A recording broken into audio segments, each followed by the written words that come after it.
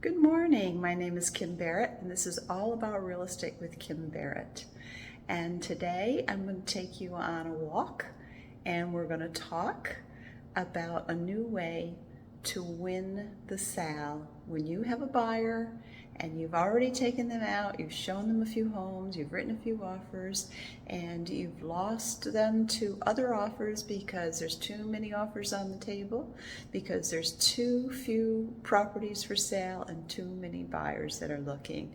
And I'm going to introduce you to a new, let's call it an opportunity for you to position your offer to the top of the list. So let's get started. The new secret to winning the sale. If you're in a market similar to mine, you may still be feeling the pinch of putting in an offer that has got 4 to 6 to 7 to 25 offers on it, and you're trying to come out on top. How do you do that? I mean, there's lots of ways for us to position the contract so that it's appealing, but then are the competitive offers just as appealing? How do you differentiate your offer from everyone else? Well, I recently decided to be bold and to try something new. It actually worked for me on the last 2 transactions that I did. So I think it's worthy of sharing because that's what I do.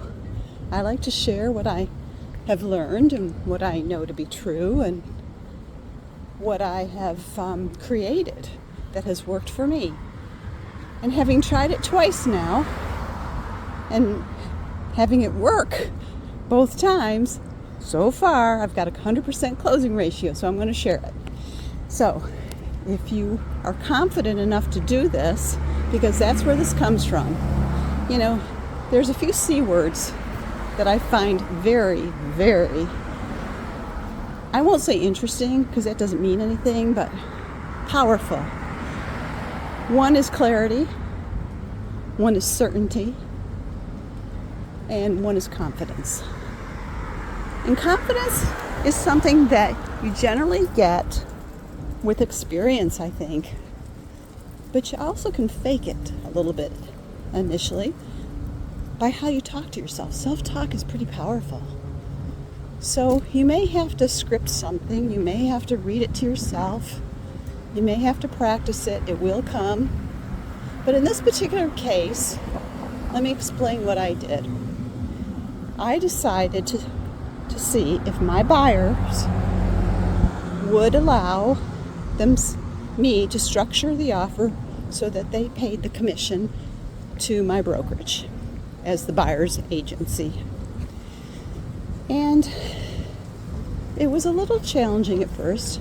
I don't think because of them as much as it was for me, because I've got to figure out how to articulate this in a way that is not only ethical, but is basically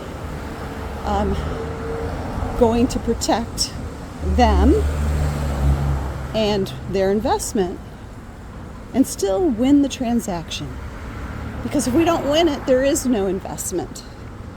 So I shared with them that I felt, with my experience, that it might move our offer to the top if they paid the compensation to my agency.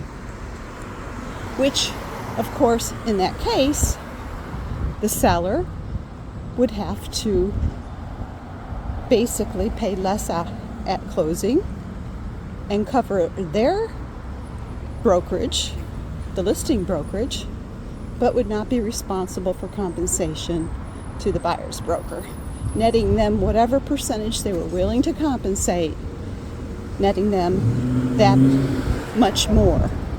So that moves, from a net perspective, that would move my offer up. But then there's other things to think about. Can we accommodate the seller on the closing date? Do they need possession after closing? And can we do that also? And do we have to charge them, or can we offer them possession after closing at no cost or at a small amount per day, per month.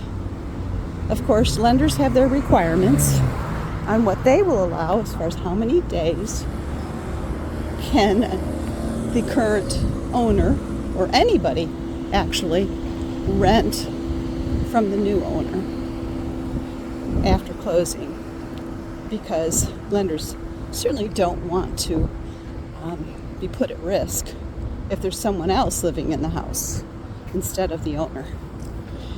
So bottom line, I not only articulated this opportunity to my buyers, but I also, with my offer, submitted a cover letter, or basically put it in my email, exactly what our offer was contained. And 1, 2, 3, you got to number it. Just a run-on paragraph about the advantages of your offer is not the same as a 1, 2, 3, 4, 5. And then you have to just make sure that your price is competitive, but also fair to all parties. I've always believed that offers should be a win-win situation. It's not about trying to take advantage of anybody. Offers have to be fair and reasonable. Everybody wants to win. How do you make that happen and still protect your client, which is what we're hired to do?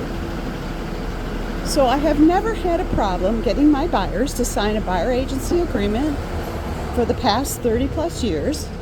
I've used that agreement long before the National Association of Realtors required that we do so.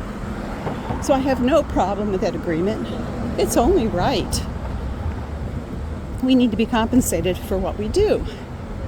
And when you stand on that, you show your worth, and that also moves you up the ladder, because who would ask for compensation that they didn't feel that they deserved or were worthy of?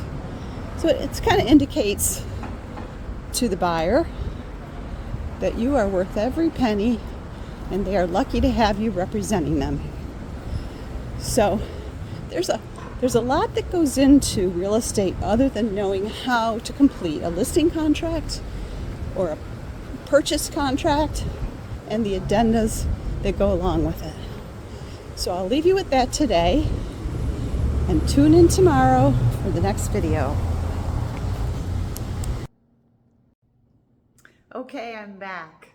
That was yesterday. That was my little adventure into the city on a nice walk, and just had to get out of the house. I was working all morning in my loft, and then I decided I need a little exercise. So I got up, took a walk, went down into the city, had a nice almond latte at a really sweet coffee shop, sat outside, put my feet up, just watched the birds circle around my table and a few others looking for crumbs, and then headed back to the loft.